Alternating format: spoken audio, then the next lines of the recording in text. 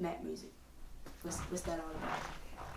Map music. I basically came up with map music about like 2 years ago, and it was just like a transition. Like I made that movement like based off like a transition that I wanted to experience with music.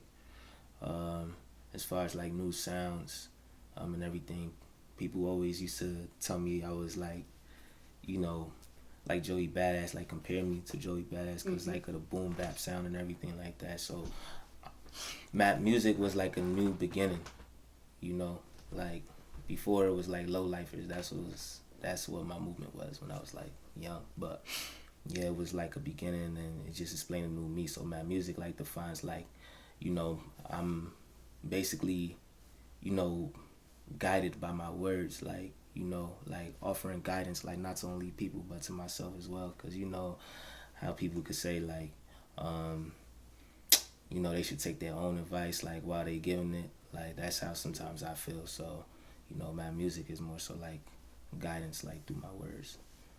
Yeah. The artist name Loe. Does it have like a meaning behind it? Yes.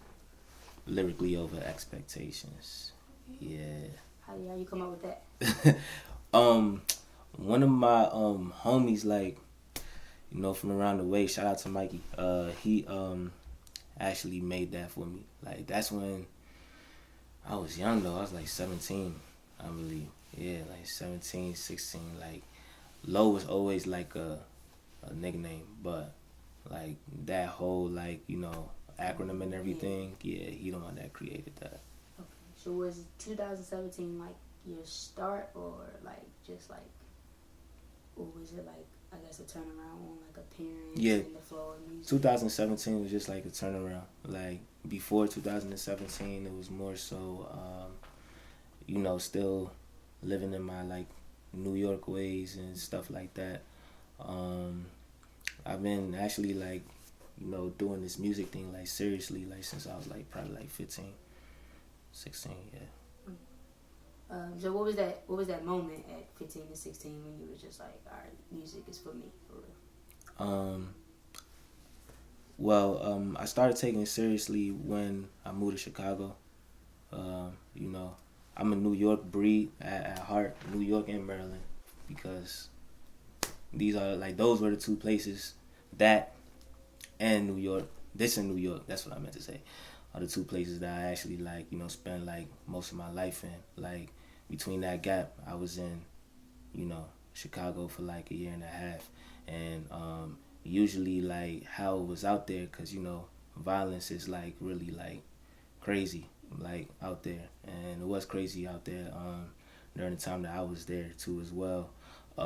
There were after school programs that were like made for like students, so usually after school there was this spot, this studio like around like the area that students always used to go to, and that's when I started to take it seriously, like, you know, and plus I had like homies who rapped as well and everything, made music, and yeah, that's what I actually had that transition like to honestly say like, yeah, I probably want to do this, like, you know. How did the move to Chicago come about? Oh, I had a potential father, like, but that didn't work out, you know, and that's how that really came about for real. But I won't trade it for the world because I met some dope people over there. Okay. Had a dope time. So you're a great lyricist, I can say. I see a lot of people say that about you as well. What do you think it takes to be a great lyricist? Your story, you know, like, and not even only a story. Like I feel like anybody like could be like a great lyricist if you have that, you know, certain mind, like, you know, like that just outside the box, you know, mind, like think outside the box type of mind, basically. Because you know you don't have to be experiencing it, like, you know, but you could tell someone else's story, like, you know, or you could tell your friend's story, like based off, you know, like you may not be the one like struggling, you may be the one who grew up, you know, privileged and everything, versus your friend who may have seen the struggle and stuff like that. You could talk about that, like, you know, but me more so is just like me talking about like my pain and my experiences. So without looking at your IG, without pulling out your phone, what is your most common pose in your pictures? My most common pose? Yeah. My most common pose in my pictures, me probably crossing my hands, yo, or squatting, like for real. Me crossing my hands or squatting, like that's like my most common, I think. I believe so. I'm gonna say it's a mixture of the cross hands, squatting. And this joint. Oh yeah, all right, yeah, that too. Oh, okay. I forgot that signature. Okay, the top three. Okay. That's cool. All right, so Third Time's a Charm is one of your projects. What troubles did you go through, like making a project, and like what were moments that made it like all worth it in the end? Third Time's a Charm was that transition I was talking about. Like, you know, like, because after Mad Music, when I made Mad Music, it was this song called Emoji in My Phone. And then that's when, like, you know, the video dropped and everything. And I'm like, all right, let's see what I could do, like, with different beats now. Like, now this is a chill one. Like, because people always told me, like, you know, to switch it up and stuff like that. And I always knew how to do it. I just had my preference, you know. But now it's like how the industry is built. It's just like different sounds is being created, like, every day. So people are not only catering to one sound. I feel like, you know, you could still, you know, cater to your primary sound, but still show people like your versatility and see what you can do. So Third Time's a Charm came off about, like, you know, just me transitioning. Because first it was Low York City, then it was Low York City 2, then it was Third Time's a Charm, which was my third EP that I ever released. So that's why I called it Third Time's a Charm, because of that transition I was, you know, experiencing during the time.